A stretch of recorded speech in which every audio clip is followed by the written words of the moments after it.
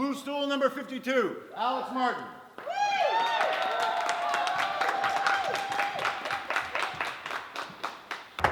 Trigger warning, mentions of violence against trans people, some graphic, sexual assault, and transphobia.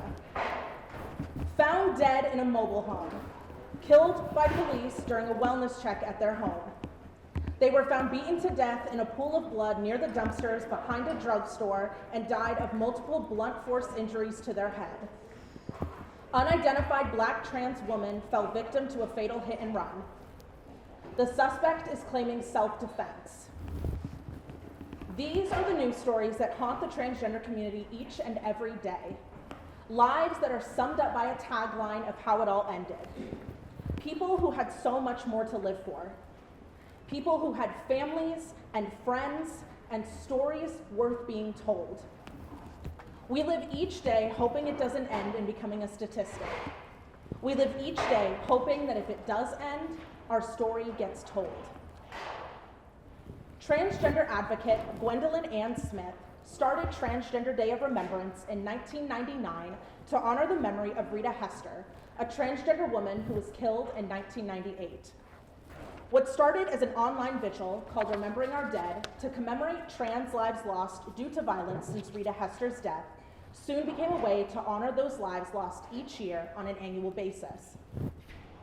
Every single year, the statistics for transgender people who lose their lives due to violence continues to grow. 2020 was the deadliest year on record, then 2021. How many more times is it going to be the deadliest year on record before we become numb to it? How many more times is it going to be the deadliest year on record before something changes for good?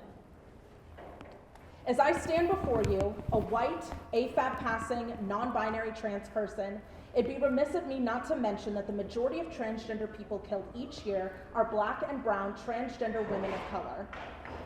Women who lose their lives due to the ongoing racism, transphobia, sexism, and misogyny that plagues our society to this day.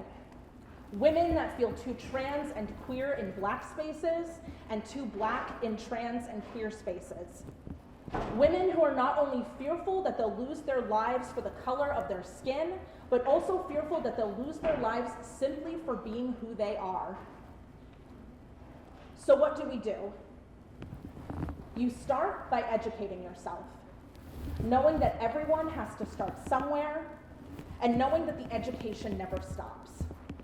Learn about the transgender community. Learn about pronouns and chosen names.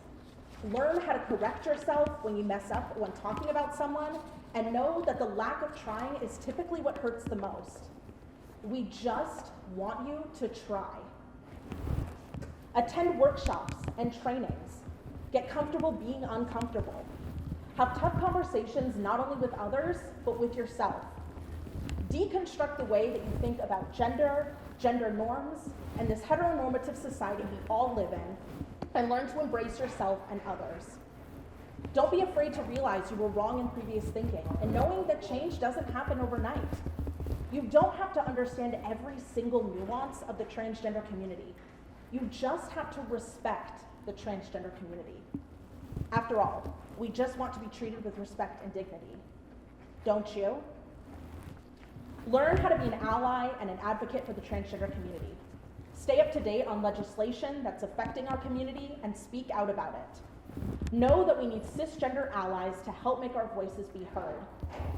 Sometimes it takes a village, but we're ready, waiting for your help with open arms. Read about the stories that you don't see being told. Stories such as, he was a fierce advocate for the trans community and incredibly generous with his compassion and care. He put others before him and used his platform to support others going through difficulties. He was passionate about advocating for others, especially our most vulnerable youth. As someone who had experienced what many young folks are experiencing in their lives, his ability to connect with and support people touched so many. She was considered a major transgender rights advocate by the local LGBTQ community in Illinois. Her role in the trans community included providing safe spaces inside her home. Efforts to extend her reach in the trans community were only growing. She was interested in fashion, the Kardashians, skincare, and makeup.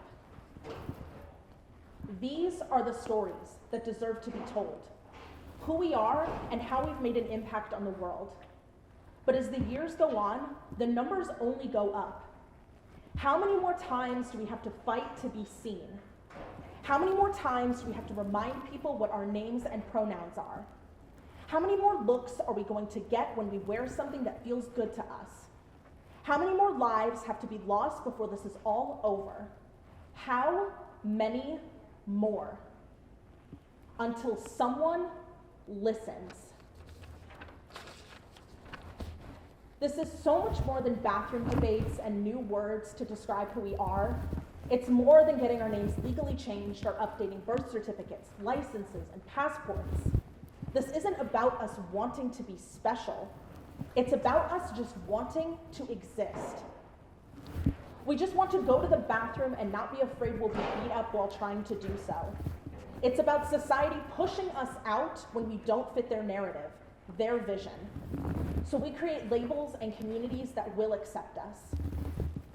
It's about wanting to just simply exist. Exist in a world that wants nothing more than for us to fit their mold and quit acting like a girl, or a boy, or someone in between. They want us to pick a side, but not that one, and not that one either. The weight that we carry each and every day just to simply exist, that weight can become truly unbearable. Advocating for yourself on a daily basis, fearing your friends or family will reject you, disown you, or even kick you out if you decide or are forced to tell your truth. I myself carried the secret about my identity for 4 years. Not for fear of my safety, and I know that I'm privileged to say that, but out of fear that everything would change when I opened up to the people in my lives, fearing that they wouldn't get it and wouldn't know what to do. I would tell my friends to dead name me when my family was around, and I felt like I was living 2 different lives, one at school and one at home. I felt like I was living a double life, and it was both stressful and exhausting. For others, it can be a much heavier weight to carry. Transgender people are over 4 times more likely than cisgender people to experience violent victimization, including rape, sexual assault, and aggravated or simple assault, according to a new study by the Williams Institute at UCLA School of Law. And according to the Texas Homeless Network, 1 in 3 transgender people in the United States have experienced homelessness. The 2019 PIT count revealed some terrible disparities in gender identity and housing as well. 63% of transgender people and 80% of non-binary people experiencing homelessness were unsheltered. These numbers are high for a lot of reasons, and all of them are related to discrimination. When people assume our identities are a choice, this is what I think about. Would you choose to be transgender if it meant you were more likely to experience violence, sexual assault, homeless, or houselessness? Would you choose to be transgender knowing there was a chance you could lose your entire support system, your friends, your family, your home, your job? Do you really think it's a choice for us? The transgender community is so incredibly strong. Those who are out and those who are not, those who have medically transitioned and those who are able to or simply don't want to, those who are stealth and those who are open about their transgender identity, and anyone and everyone in between. Even with all of the weight on our shoulders, we are still able to find the beauty in our identities and our lives. We're still able to rise above and create our own chosen families and create our own legacies. In 2021, Dr. Rachel Levine became the country's highest-ranking openly transgender official and the first to be confirmed by the Senate, with her role in Assistant Secretary for Health in the Department of Health and Human Services. In July 2018, Lena Bloom was the first Black and Asian American transgender model to appear in the iconic Sports Illustrated swimsuit issue. Also in 2018, Patricio Manuel became the first transgender boxer to compete in a professional fight, which he then won. In the world of entertainment, content creator Nikki Tutorials came out as a transgender woman in a YouTube video posted in January 2020. And just this past October, Sam Smith and Kim Petras made history after becoming the first openly non-binary and transgender artists to top the Billboard Hot 100 with their collaborative track, Unholy. Even in our very own Green Mountain State, Christine Hallquist, a Democrat from Vermont, became the first transgender candidate to be nominated for a governorship by a major party and then won Vermont governor's primary in 2018. In 2020, Taylor Small was elected as state representative, making her the first out transgender person to serve in the Vermont legislature. To summarize, yes, we spend today mourning lives lost due to violence, and that can be very heavy to sit with.